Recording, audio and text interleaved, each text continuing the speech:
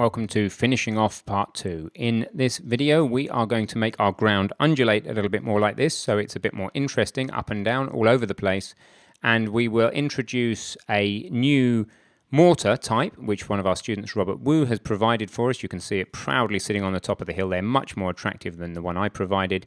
We'll also make sure that that mortar can be fired into oblivion if we hit it, which I didn't, and we will be generally tidying up and finishing off our work. So I will see you in there. Okay, so we've knocked off 3 of our pick and mix challenge. Let's look at the next one. Use the noise landscape function to undulate. Well, there's an example of me working too hard to try and make something fit on one line of slide.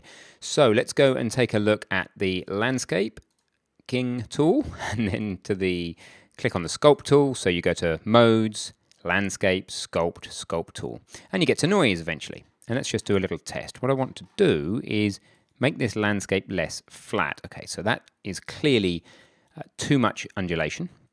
So I'm going to turn the tool strength down to 0.02, quite low really. Noise mode, both directions, it's going to raise and lower the terrain. Noise scale, that's the size of the Perlin noise filter. Let's just try a few different things. So this is a 15 noise scale there, if you look at what it's done to the terrain. And then if I go to halfway up, let's just take a sample here. Very different wavelength basically of undulation. And if I went really big, then I think we'd find that you'd hardly even see the undulations. All right, well, I think that given those 3, I like the one in the middle about the best. So I'm just going to undo, go to the middle somewhere, and then I might just make the brush a little smaller.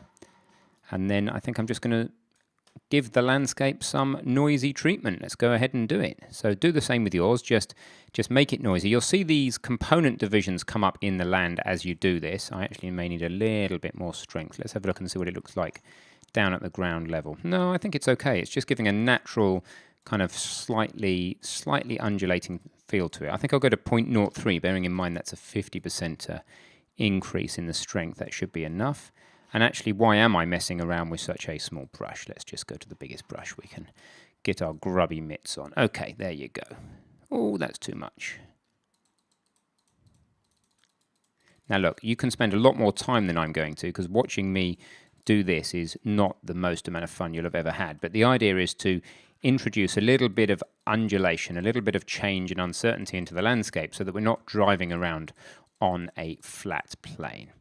And try not to get too many artifacts of the tool in there like that. So if you have the tool too strong and you click around on it, you're going to get these artifacts come in. Let's try this. This looks a bit more crazy to me. Okay, and remember you need to come out of the landscaping mode or it just doesn't work properly.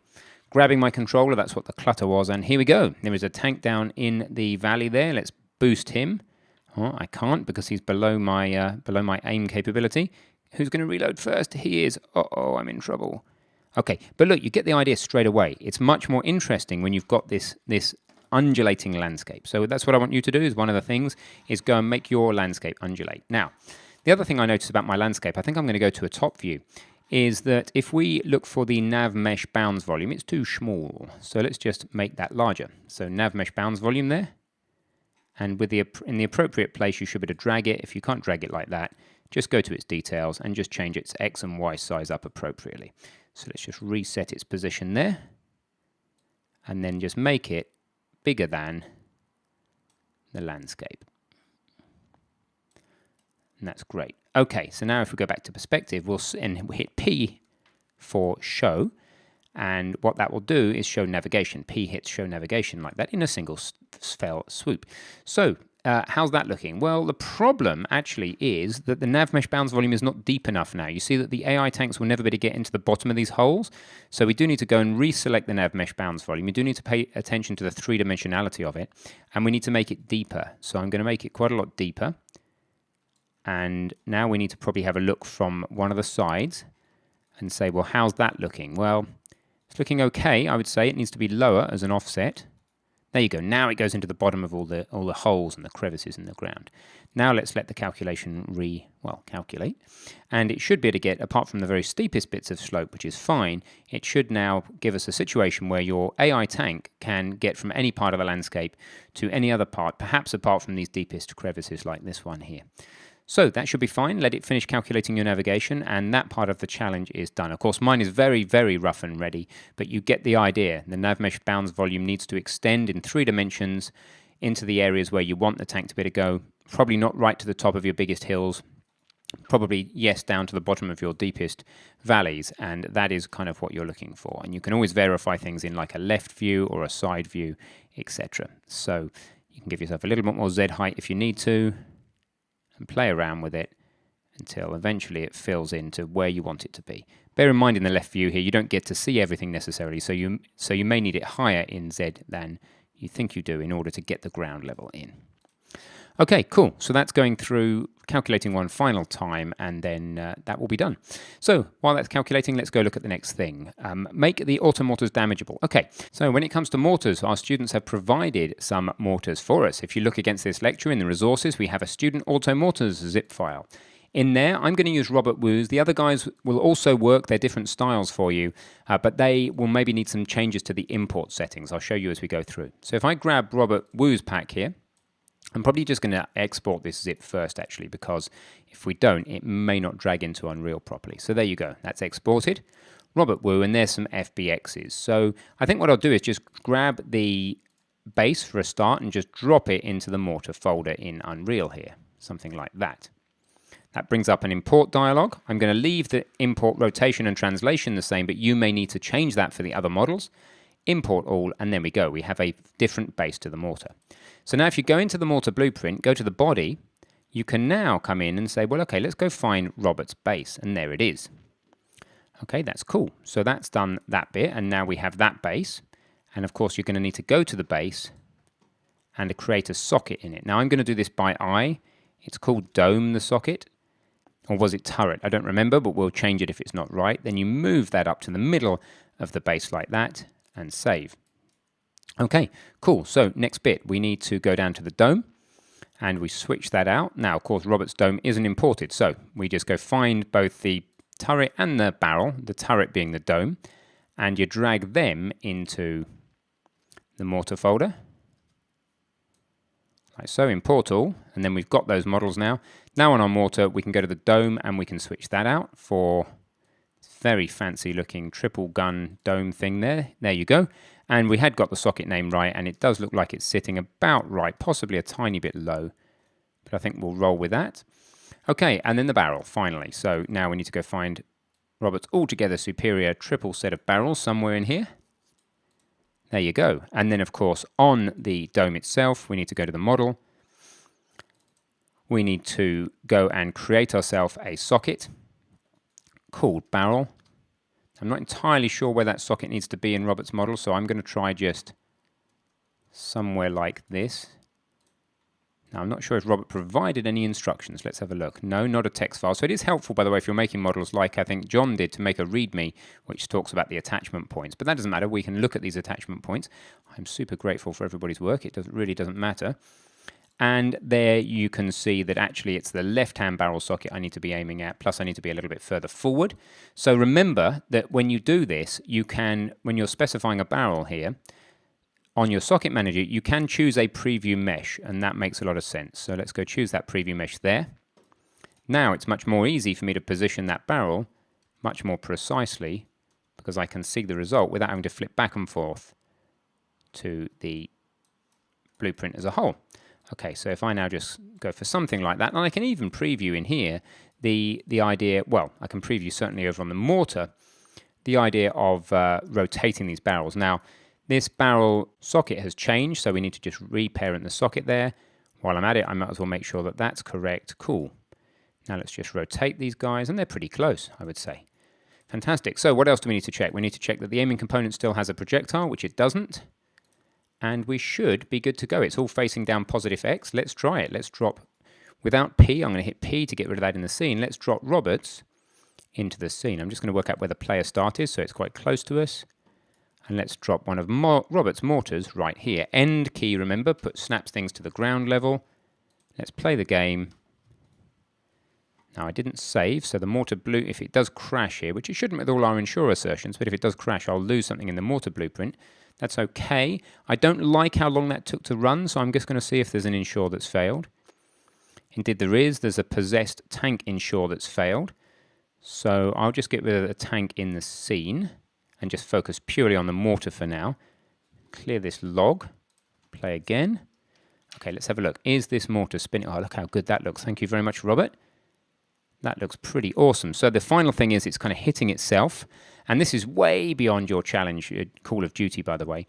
Of course, I'm doing a load more here. And the reason it's hitting itself is that the barrel, we don't have a projectile socket on it yet. So we need to pop a projectile socket on. I'll move that to the middle barrel and slightly ahead of the barrels. And that should sort out the firing. Let's have a go. It's looking really sharp as far as I'm concerned, that mortar. Boom, and it can hit us. Awesome. So finally, to make that thing damageable, all we need to do is go to the mortar, to the body of the mortar, simulate some physics. I'm going to give it a mass of, I don't know, that looks like about at least a 10 ton, so 10,000 barrel to me. Give it some linear and angular damping if you like. Leave gravity off because it's just going to sit on the ground, and that should be enough, just those changes there. You can see what I've changed, by the way, by where the little yellow resets are. They're the things that I've changed. It helps you guide your eye. Okay, so let's just save everything, play the game, and see what happens if I shoot now this mortar. Well, firstly, he's not doing so well. He's had a bit of a problem there, so let's just see if he just may have been colliding with the ground. Let's try again. Moved it up a little bit. That's better. And if I shoot this guy, what happens? Well, let's see. Boom, now it goes absolutely flying off.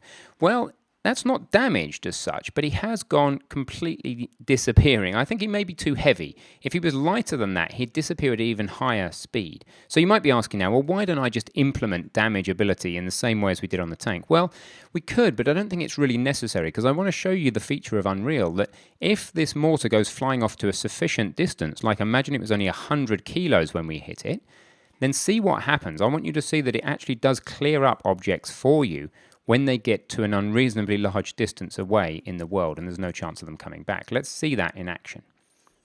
So I'm now going to try again, try and get a nice direct hit on this mortar. I think it's quite funny that it then goes absolutely boosting off. If you then depossess and then go and inspect by going to the world outline of that mortar, if you can find it somewhere in here, you can always do a search, by the way, you'll see that that mortar is still flying away. And the reason it's stopped and hanging in the air here is because of the linear damping. So if we were to get rid of linear damping on the mortar altogether, we could even get rid of angular damping actually. There's no reason this thing shouldn't just go flying off wildly. I was only putting those in out of habit because real things have those. Now let's just hit it again. Boom, and that goes absolutely flying up into the air. Very funny. Now what happens to it? Let's track it. Let's go to F8 to depossess, the world outliner. Let's go find that mortar. Ah, it just got deleted. Too late. Oh no, it didn't. That was a different object. Here you go. Here's the mortar. If you look at its details, it's miles and miles away now. Let's look at this location. It's just moving further and further away from us. And what you'll find if you wait a little while is that that mortar will actually get to a threshold where it's completely deleted. It's already out of range. It already can't find an aim solution. It's not really causing us a performance problem right now because it's so far away that it's not going to be rendering. It won't be able to find an aim solution. So we're just waiting for that mortar to get to a point where it gets deleted now. So I'm going to just use that as a very basic solution to making the mortars damageable. What I'd like you to do later, once you've done the next section in the course, or maybe even further content than that, is to loop back here and think about creating some sort of damageable interface that could apply to both the mortar and the tank. But that's a little bit beyond the scope of this section. So that's how I'm going to do it, and that makes the mortar disruptable and ejectable and not damageable as such, but we can certainly get it out of here so it doesn't do us any more harm. Just boost it completely out the world. That's a lot of fun. So the final challenge was to look through the Unreal coding standards and make sure we're complying with it. I think that in general we're doing very well up to the point that it talks about comments at least, which is all I wanted you to get to, just up to here, not even going into const correctness. The only thing is it does talk a fair amount about bools and what we need to do about bools and how you name Boolean methods. But unfortunately the engine itself breaks those rules. So in methods like this, if we just search for bool, get site ray hit location, it's not obvious that the bool is saying yes, I've succeeded, or no, I've failed. But if you look at the methods that surround that the engine actually uses, they go like this, they behave like this, and they don't use the be prefix, and they don't start with is. So what the coding standard says is that properties that are Boolean should start with b, lowercase b, it's the only variables that do start with a lowercase, and method should start with the word is. But with these cases, we're breaking the rule with these hit location and hit vectors, because I think it reads a little bit better. And as I say, they break the rule in the engine themselves. So everywhere else, I think we're doing okay. Is barrel moving is an is question. B have aim solution in a property here starts with a B. So in general, I think we've fairly well complied with the coding standards. There's probably one or two little things that don't, but the point is to get 95% of the way there. And I think we've done that. So well done. The game's shaped up really nicely, and I will, in the next video, challenge you to come back here and continue to improve and develop this game once you've learnt some more tools from the next section.